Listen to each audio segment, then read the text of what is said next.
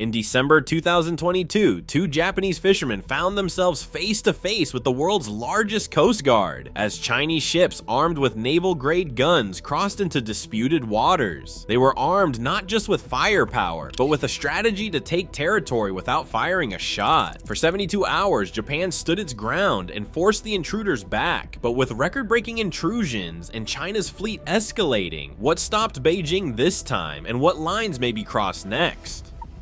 The Senkaku Islands sit alone in the East China Sea, a cluster of 5 rocky islets and 3 outcrops, surrounded by some of the world's richest fishing grounds. They lie 170 kilometers northeast of Taiwan and more than 400 kilometers west of Okinawa, forming a strategic checkpoint in what is called the First Island Chain, a maritime barrier stretching from Japan down to the Philippines. Since 1972, Japan has administered the Senkakus as part of Ishigaki City, Okinawa Prefecture, maintaining Coast Guard outposts and regular patrols. But these islands are more than just empty rocks. In 1969, a United Nations survey flagged the surrounding seabed as a possible treasure trove of oil and natural gas, raising the stakes for whoever controls the waters. The area also sits astride shipping lanes that carry energy and goods vital to Japan, Taiwan, and China. Japan's government insists there is no territorial dispute. These are Japanese islands, full stop. But China and Taiwan both claim them, calling them Diaoyu and Diaoyutai, and they cite centuries-old records to press their case. The United States, while taking no position on sovereignty, has repeatedly confirmed that its security treaty with Japan covers the Senkakus. That means any armed attack here could trigger American involvement. In this corner of the East China Sea, a few barren rocks have become a flashpoint, drawing in global powers and turning routine fishing trips into high-stakes encounters.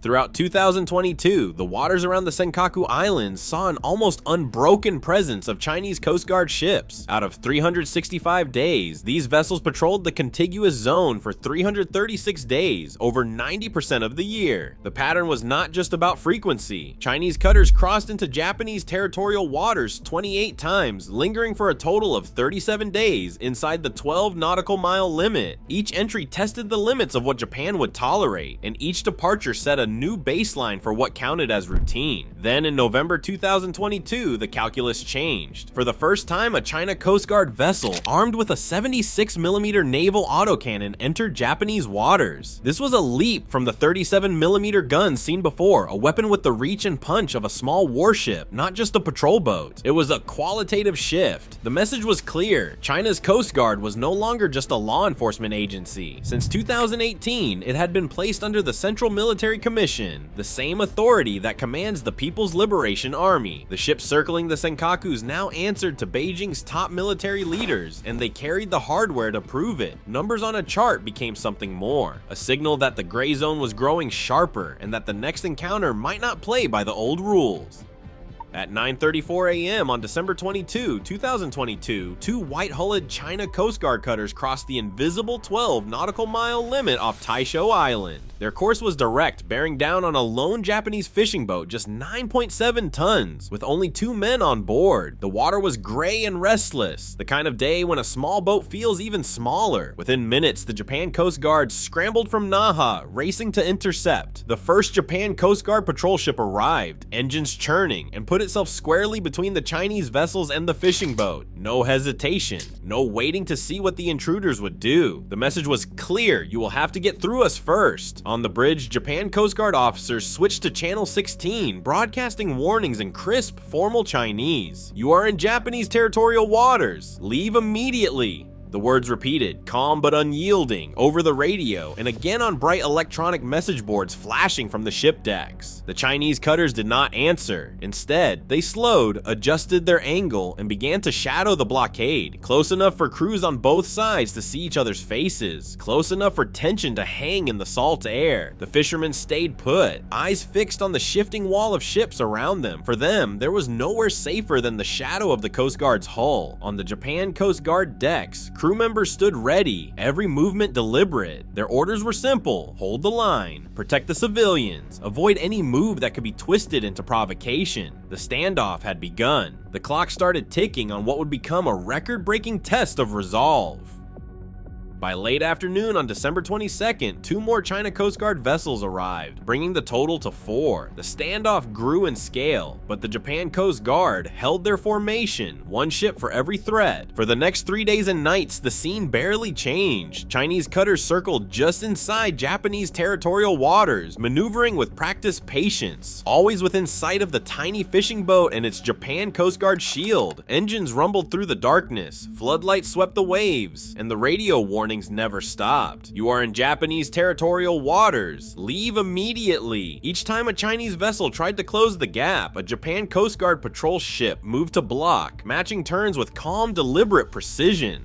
The fishermen remained under guard, carrying on their work as best they could, knowing the only thing between them and the world's largest coast guard was a wall of white hulls and unflinching resolve. The hours ticked by, then the days. The first 2 Chinese ships eventually peeled away, but their replacements lingered. Weather shifted, crews rotated shifts, but the line held firm. 72 hours and 45 minutes after the intrusion began, at 10:19 in the morning on December 25th, the last Chinese vessel turned away and exited Japanese waters. The Japan Coast Guard logged the withdrawal and stood down. Their mission complete. No shots fired, no collisions, no one forced from their home waters. Just a record-breaking standoff measured in patience and endurance until the intruders blinked first.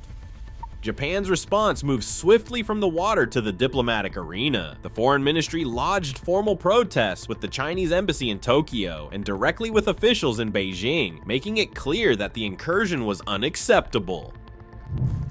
Chief Cabinet Secretary Hirokazu Matsuno stood before reporters and called the intrusion extremely regrettable and a violation of international law. On board the patrol ships, Japan Coast Guard crews followed their rules of engagement to the letter: interpose, warn, protect, and never escalate. Their doctrine, shaped by decades of gray zone pressure, demands restraint, physical presence, and clear warnings, always avoiding any action that could trigger a military spiral. This calm, persistent professionalism sent a message that reached far beyond the waves around the Senkakus. 6 days before the standoff began, Japan's cabinet approved a sweeping Coast Guard upgrade. The fiscal 2023 budget, set at about $1.8 billion, was a 10% jump, money earmarked for real ships and real deterrence. Planners greenlit a 6,000-ton vessel with a full helicopter deck, plus 2 3,500-ton patrol ships designed for longer deployments in rough seas. Surveillance aircraft were added to the shopping list, giving crews eyes over the horizon. Prime Minister Kishida pledged to push the budget even higher, aiming for $2.2 billion by 2027. The timing wasn't a coincidence. With Chinese cutters now bristling with naval guns, the message from Tokyo was unmistakable. The Coast Guard would get the tools it needed to hold the line, no matter how the game changed at sea. China's Coast Guard now sails the world's largest fleet, ARI, more than 150 ships larger than 1,000 tons, including 2 12,000-ton giants armed with naval guns. Their presence around the Senkakus is nearly constant, and the record for the longest territorial intrusion keeps climbing. In late 2025, Chinese cutters entered Japanese waters again, pressing in close for hours before finally being forced back. The United States has called its commitment to Japan's defense ironclad. The question remains, how long can this balance hold as the ships grow larger and the intrusions grow bolder? Gray zone pressure isn't just history, it is unfolding now as China's Coast Guard patrols the Senkakus nearly every day. Each standoff tests the limits of deterrence and resolve. In these contested waters, what holds the line isn't firepower, but the will to answer every challenge. What do you think?